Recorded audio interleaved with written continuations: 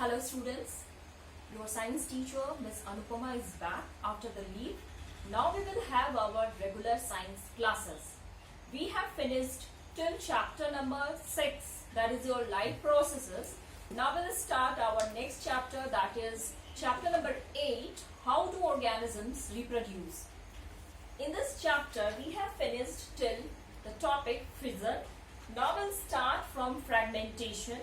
So all of you turn to page number 130 of your textbook and come to the topic fragmentation. In the beginning of this topic, an activity is given, 8.4. All of you go through this activity. I am giving you 20 seconds for this.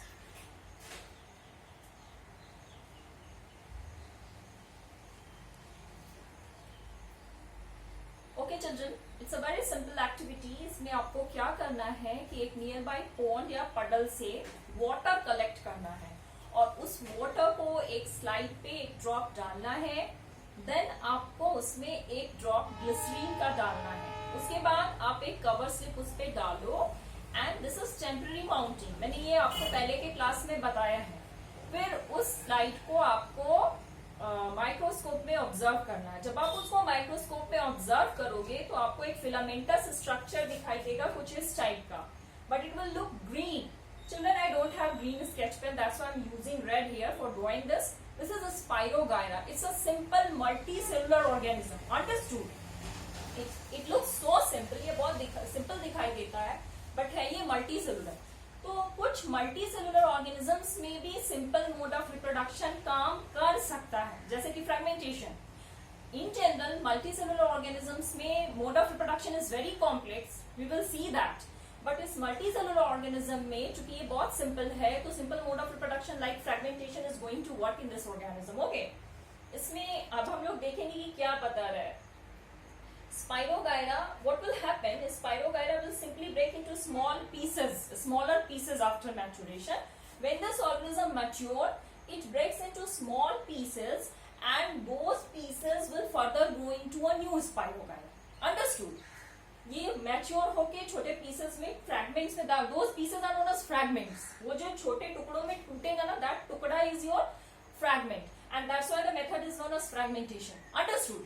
फिर वो हर एक टुकड़ा जो है एक नए spirogyra में grow कर जाएगा. The same thing is written here in the first paragraph. So I am coming to the second one. This is not true for all multicellular organisms. If this mode of fragmentation is working in case of a Spirogyra, it doesn't mean that it will also work in case of other multicellular organisms. That is not possible. In some of the multicellular organisms, simple method of reproduction will work, but in all multicellular organisms, this fragmentation will work. That is not possible. Understood? तो ऐसा क्यों है? Because multicellular organism में millions and trillions of cells are present and cell by cell division is not possible. जैसे आप अपना example लो, मैं एक छोटा सा एग्जाम्पल दे रही हूँ. You are also a multicellular organism. क्या हमारे में ऐसा हो सकता है कि ये हैंड का अलग रिप्रोडक्शन होगा, लेग्स का अलग होगा, बॉडी के दूसरे पार्ट्स का अलग होगा, छोटे पीसेस में टूटेगा and that will grow into a new part? Is that possible? संभव तो नहीं है, लेकिन इसमें हो जाता है.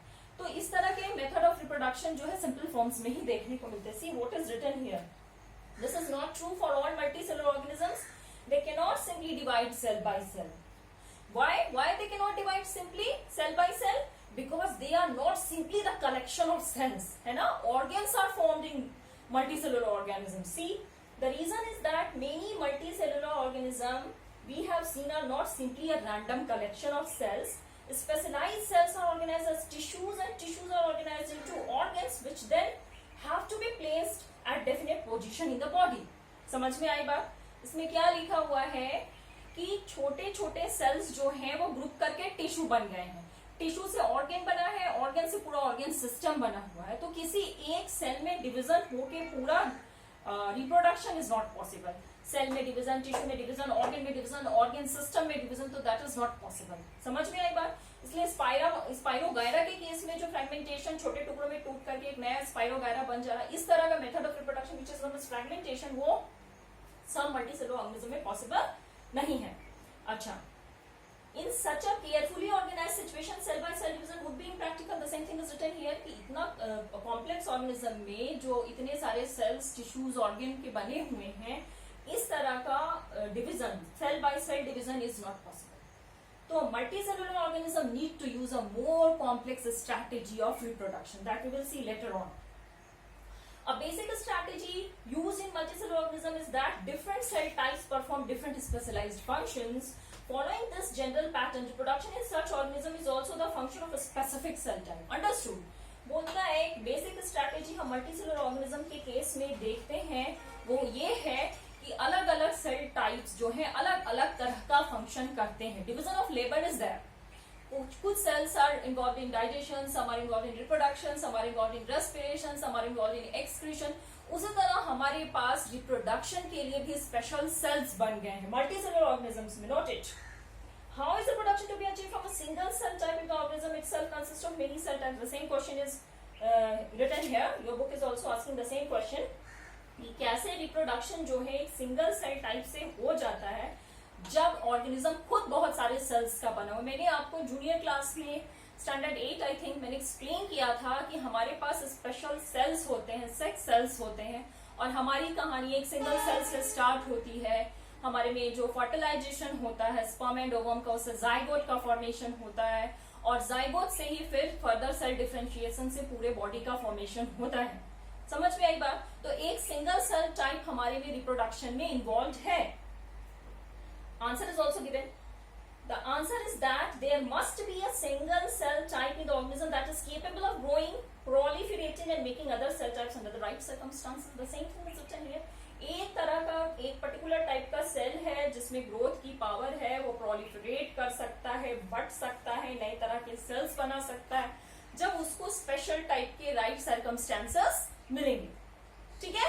This is all about fragmentation. Fragmentation को अगर हम नटशेल में बोले तो बस इतना ही बोलेंगे कि फ्रेगमेंटेशन एक बहुत सिंपल टाइप ऑफ रिप्रोडक्शन है जो स्पाइरोगायरेट ऑर्गेनिज्म में देखने को मिल रहा है. ये एक फिलामेंटस ग्रीन स्ट्रक्चर है जो पॉन्ड्स, पूल्स और पडल्स वाटर में मिलता है और इसमें कुछ भी नहीं है. जो ऑर्गेनिज्म है वो छोटे छोटे फ्रैगमेंट्स में टूट जाता है मैच्योर होने के बाद और हर फ्रैगमेंट एक न्यू ऑर्गेनिज्म में ग्रो कर जाता है. अंडरस्टूड. अब आप नेक्स्ट टॉपिक पे आओ, दैट इज योर रीजेनरेशन. जैसा कि आपको नाम से ही पता चल रहा है, री मीन्स दोबारा, जनरेट होना यानी फिर से ग्रो करना. तो दोबारा से कैसे ऑर्गेनिज्म ग्रो करता है. This is the structure, this is the diagram I have already drawn here on the board. This is the regeneration in case of planaria. This is regeneration in case of planaria. This is the structure of planaria, children. This is planaria. ठीक है. तो planaria में क्या होता है कि जब planaria को आप पीसेस में कट कर दोगे, ठीक है, ये कंप्लीट ऑर्गेनिज्म है. अगर आप इन सारे पीसेस को ज्वाइन करोगे तो you will have a complete organism. जब आप इसको पीसेस में कट करोगे तो हर पीस में कैपेसिटी होती है कि वो एक नए प्लेनेरिया में ग्रो कर जाए. वो यहाँ पे हो रहा है. देखो हमने इसको काटा है ना, ये भी एक प्लेनेरिया बन गया, ये भी एक बन गया, ये भी एक बन गया और थोड़े समय के बाद सब एक कंप्लीट प्लेनेरिया में ग्रो हो गया. This is visible to you. So each piece is regenerating. That's why the name is regeneration. तो चलो देखते हैं क्या लिखा है आपकी बुक में. Many fully differentiated organisms have the ability to give rise to new individual organisms from their body parts. ठीक है. बहुत सारे फुल्ली डिफरेंशिएटेड ऑर्गेनिज्म ऐसे हैं जिनके पास कैपेसिटी होती है कि वो नए ऑर्गेनिज्म का ग्रोथ करें अपने किसी एक बॉडी पार्ट से. जैसे इस वाले पार्ट से एक बन गया, इस वाले पार्ट से एक बन गया और इस वाले पार्ट से एक बन गया. That is, if the individual is somehow cut or broken up into many pieces, many of these pieces grow into separate individuals. I have already explained this. Each piece will grow into a separate individual. Okay. For examples, animals like Hydra and Planaria can be cut into any number of pieces, and each piece grows into a complete organism. Hydra या Planaria को आप अगर छोटे-छोटे pieces में काटते हो या तोड़ देते हो, तो हर piece एक नए organism में grow कर जाएगा. This is known as regeneration. As you can see in this diagram, and the diagram is also given on page number 131 in your book. You can see it very well. It's a colorful diagram, children. आप यहाँ देख लो. ये देखो, ये वाला जो diagram है, ये diagram, the same I have drawn here. Understood? चलो. अच्छा. Regeneration is carried out by specialized type of cells. Special तरह के cells present होते हैं organism की body में, उसी से regeneration होता है. These cells proliferate and make large number of cells, and from this mass of cells, different cells undergo changes to become various cell types and tissues. यही cells proliferate होते हैं cell का masses बन जाता है और उस मास से नए सेल्स बनते हैं, उसमें चेंजेस होता है, फिर टिश्यूज बनता है एंड फाइनली ऑर्गेनिज्म पूरा कंप्लीट तैयार हो जाता है। These changes take place in an organized sequence referred to as development. ठीक है, ये एक ऑर्गेनाइज्ड मैनर में होता है। ठीक है, वो हर एक पार्ट जो है, आपने जो पार्ट काटा ना उससे एक सेल मास बनेगा और वो फिर धीरे धीरे ग्रो होगा। तो एक सीक्वेंशियल मैनर में चीजें होती हैं जिसको हम क्या बोलते हैं, development. Okay, however regeneration is not the same as the reproduction since most organisms would not normally depend on being cut up to be able to reproduce. क्या बोलता है, regeneration is not the same as reproduction. आप regeneration को reproduction के जैसा एकदम same to same नहीं बोल सकते, क्योंकि most organisms would not normally depend on being cut up to be able to reproduce. बहुत सारे ऑर्गेनिज्म ऐसे हैं जिनको आप कट कर दोगे तो वो पूरी तरह से रीजनरेट कर जाएंगे। That is not true. पहले उनको थोड़ा मैच्योर होना होगा, उसके बाद आप कट करोगे तो ये काम करेगा। वो भी सारे ऑर्गेनिजम्स में नहीं करता। ये प्लेनेरिया में देखने को मिलता है, हाइड्रा में देखने को मिलता है। This is all about it. अगर नटसेल में बोलोगे तो क्या है, रीजनरेशन यानी दोबारा से ग्रो होना। कुछ कुछ ऑर्गेनिजम्स में क्या होता है, जब उनके मैच्योर होने के बाद उनके पीसेस काटते हैं, उनको तोड़ते हैं, तो हर एक पार्ट जो है वो एक न्यू पार्ट में ग्रो कर जाता है। दैट इज डेवलपमेंट एंड इस डेवलपमेंट से एक न्यू ऑर्गेनिज्म बनता है। That's why the method is regeneration. This is all about it. अब आपका थर्ड टॉपिक है बडिंग। आप पेज नंबर 131 में आ जाओ। देखो बडिंग में क्या लिखा हुआ है। बडिंग आप हाइड्रा में देख सकते हो। A very good diagram, a nice diagram, much better than my diagram. You can see page number 131 पे बहुत सुंदर सा डायग्राम दिया हुआ है। This is not going to draw it. आप ये देखो, इसको देखो, ये डायग्राम देखो बच्चों। This is the diagram, this is the diagram. Okay, this is the diagram. Fine, this is the diagram of hydra and we are going to study this budding. Okay, so let's start. Organisms such as Hydra use regenerative cells for reproduction in the process of budding. Hydra type के जो organisms हैं वो reproduction के लिए special cells use करते हैं और उसको हम लोग बोलते हैं रीजेनरेटिव सेल्स। क्यों रीजेनरेटिव सेल्स बोला, क्योंकि उनमें पावर है दोबारा से ग्रो करने का, रीजेनरेट होने का। री मतलब दोबारा। आपने वर्ड सुना ना, री एडमिशन, री टेस्ट, दोबारा से टेस्ट, दोबारा से एडमिशन, उसी तरह से दोबारा से ग्रोथ हो रही है, तो रीजेनरेशन। अंडरस्टूड। तो बडिंग मेथड से स्पेशल रीजेनरेटिव सेल्स की मदद से ये ग्रो कर जाते हैं। In Hydra a bud develops as an outgrowth due to repeated cell division at one specific site. क्या लिखता है कि हाइड्रा में एक पर्टिकुलर प्लेस पे आप देख सकते हो। I am folding this book. Okay, ये देखो, ये आपका हाइड्रा है, ठीक है, और इसके मुंह पे ऐसा जो निकला हुआ स्ट्रक्चर, इसको हम लोग क्या बोलते हैं, tentacles. This thread like structures on the mouth of this organism is your tentacles. यहाँ पे स्पेशल तरह के सेल्स ग्रो हो गए हैं। एक नॉच जैसा स्ट्रक्चर आपको दिखाई दे रहा निकला हुआ, इसको हम लोग क्या कह रहे हैं, bud. This bud will grow slowly. ये धीरे धीरे बर्ड जो है बड़ा होगा और ये इस बर्ड से पूरा का पूरा एक हाइड्रा बढ़ के निकल आएगा। जब पूरी ग्रोथ हो जाएगी, when the growth will be completed ना, it will detach itself from this point. अपने आप को यहाँ से कट कर देगा और एक नया हाइड्रा तैयार हो गया। This much only. First a bud will be formed. Bud will be the mass of cell. What type of cells? So regenerative cells. And that regenerative cell will grow into a complete organism. Regeneration से complete hydra बन गया और उसके बाद that will detach itself from the parent body और अब आपका hydra is ready. Understood? The same thing is written over here. I'm reading. देखो क्या लिखते हैं। In Hydra, a bud develops as an outgrowth due to repeated cell division at one specific site. Hydra के case में bird का formation होता है कि स्पेसिफिक साइट पे बार बार के सेल डिविजन से। These buds develop into tiny individuals. ये इन बर्ड से छोटे छोटे इंडिविजुअल्स निकलते हैं। And when they mature, जब वो मैच्योर हो जाते हैं, they detach from the parent body. वो पेरेंट बॉडी से डिटैच हो जाते हैं, अलग हो जाते हैं और एक न्यू इंडिपेंडेंट इंडिविजुअल बन जाते हैं। They become a new independent individual. Understood? This is all about it. खत्म हो गया आपका बडिंग। बडिंग में क्या है, एक बर्ड का फॉर्मेशन होगा। जो मास ऑफ सेल्स है वो सेल्यूलर मास कैसा है, तो रीजनरेटिव सेल्स का है। बर्ड एक ऑर्गेनिज्म में ग्रो करेगा, मैच्योर होने के बाद डिटैच हो जाएगा और पूरा ऑर्गेनिज्म कंप्लीट बन गया आपका। ये हाइड्रा में देखने को मिलता है। अब हम लोग चलते हैं vegetative propagation. This topic vegetative propagation.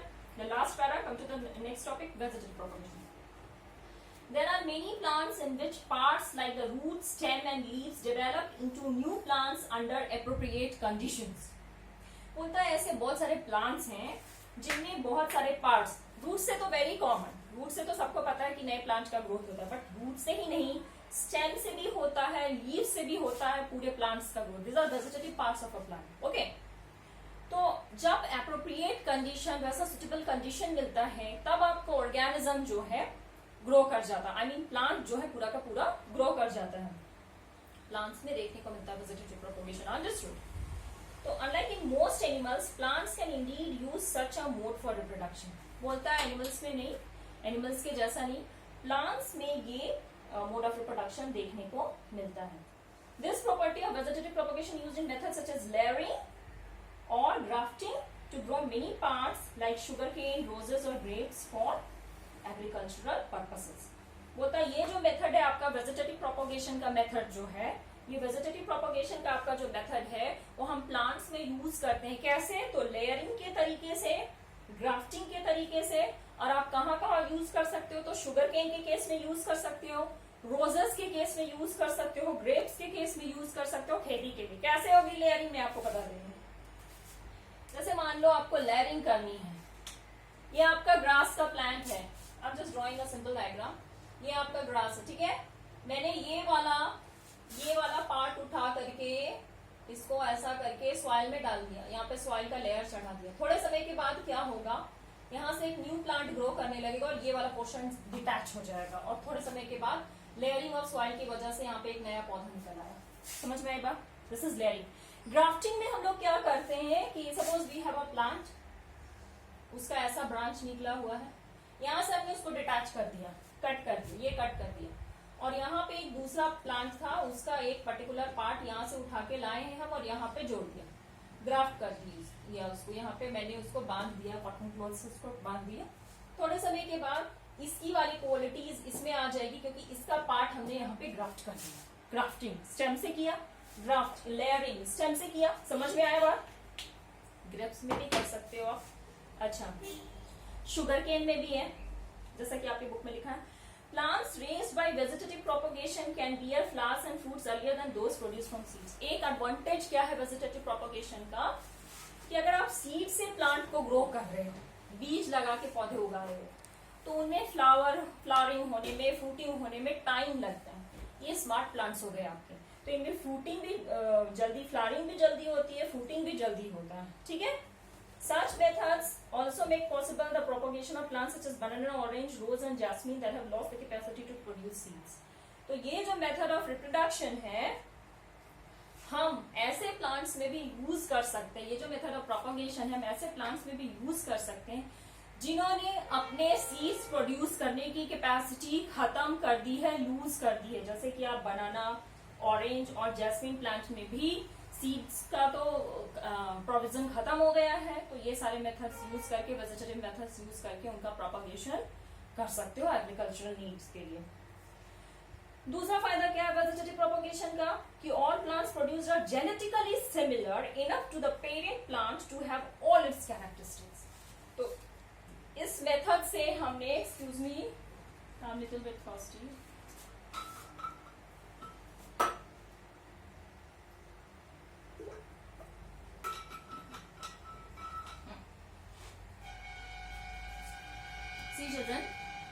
इसमें क्या है कि दूसरा फायदा वेजिटेटिव प्रोपगेशन का ये है कि इस तरह से जो प्लांट्स प्रोड्यूस होते हैं सीड्स के थ्रू नहीं, वेजिटेटिव प्रोपगेशन से अगर आप प्लांट्स को प्रोड्यूस कर रहे हो तो ये प्लांट्स जो है पेरेंट्स के डिटो कॉपी होते हैं.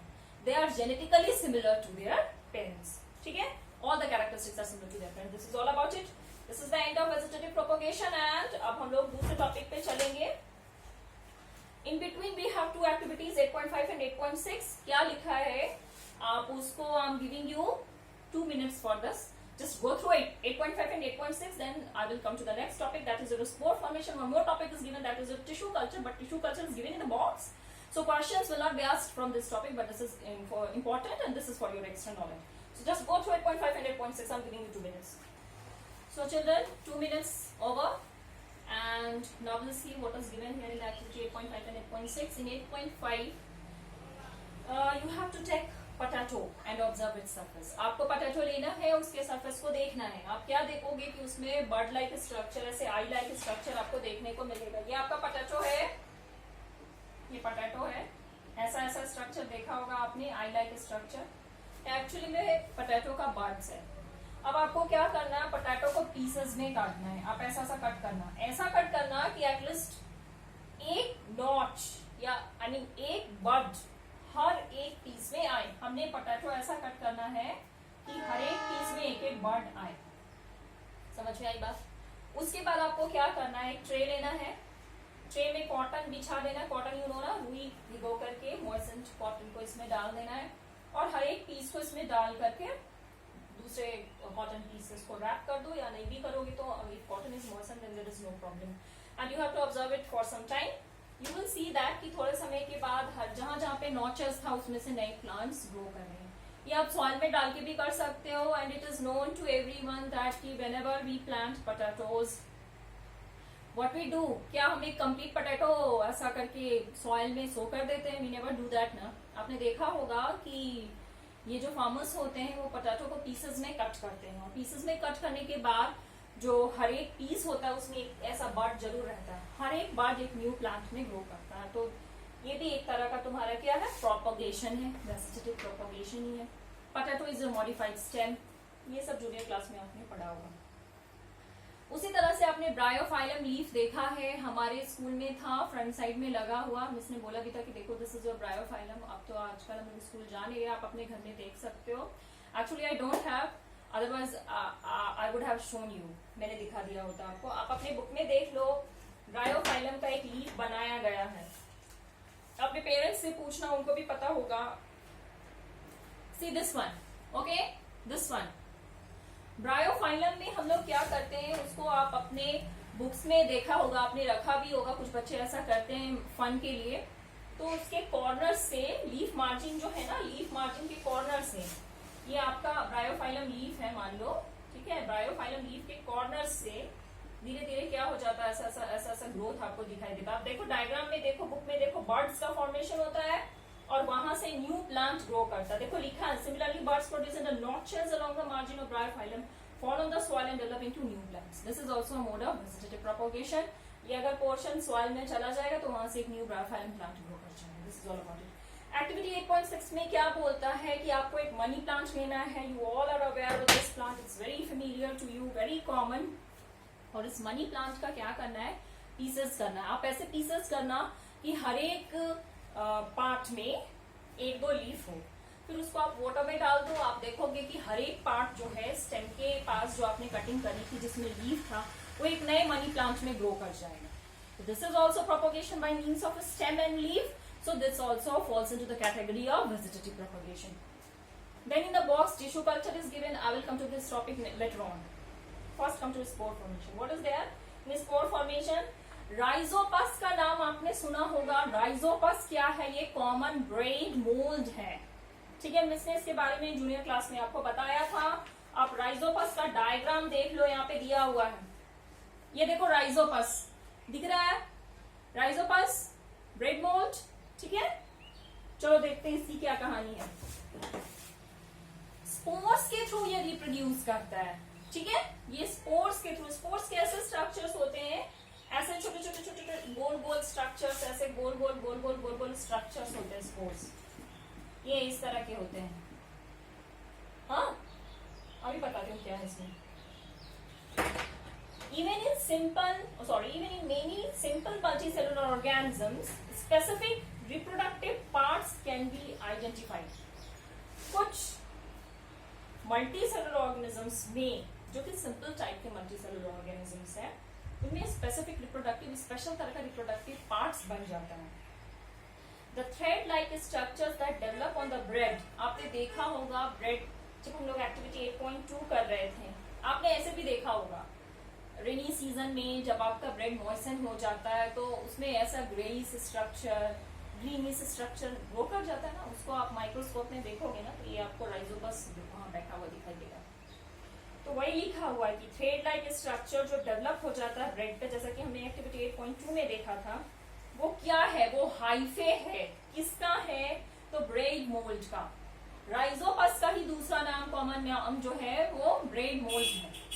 हाइफे क्या होता है, ऐसा लंबा लंबा स्ट्रक्चर है हाइफे, ऐसा ऐसा ऐसा स्ट्रक्चर, ऐसा लंबा लंबा स्ट्रक्चर, ये हाइफे है।